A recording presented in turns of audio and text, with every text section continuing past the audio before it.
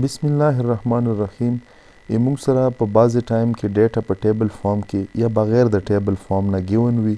موږ ته ریکوایرډ وي چې فار ایگزامپل دا ډیټا هایډ کړو یا مثال په تور باندې دا ډیټا هایډ کړو. نو دا آیا پاسبل ده چې موږ بغیر د ډیلیټ کېدو نه دا ډیټا هایډ کړو؟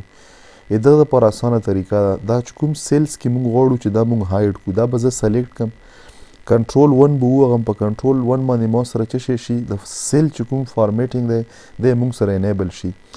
دغه نه بعد به زه دلته کسټم له راشم. په کسټم کې به جنرل ختم کړم او دلته به څه وکړم، دلته به 2 پیرې سیمی کالن وکړم. 2 پیرې سیمی کالن مو وکړلو او دا مو څه کړلو، دا مو اوکې کړلو. چې اوکې مو کړل نو دا ډیټا ما سره هایډ شوله.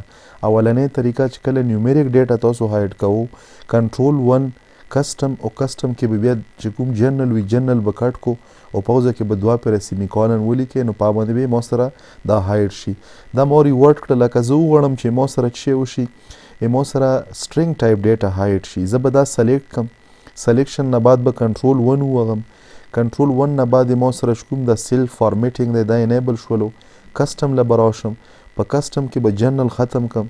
اول به څه وکړم، هیش په ولیکم د نمبر دپاره، بیا به 1 2 3 پورې به زه څه وکړم سیمی کالن ولګوم او دا به زه څه کړم، دا به زه اوکې کړم. چې اوکې مو کړلو نو دا ډیټا یې ما سره څه شوله، د دغه سیل نه هایډ شوله.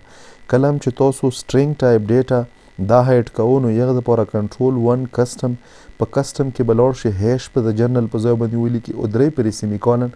په دا طریقه باندې به تاسو سره چې کومه ډیټا تاسو هایډ کړې وي هغه به تاسو سره بیرته هایډ شي. کومه ډیټا چې تاسو غواړو چې هایډ یې کړو نو په دا طریقه تاسو سره هایډ کیږي.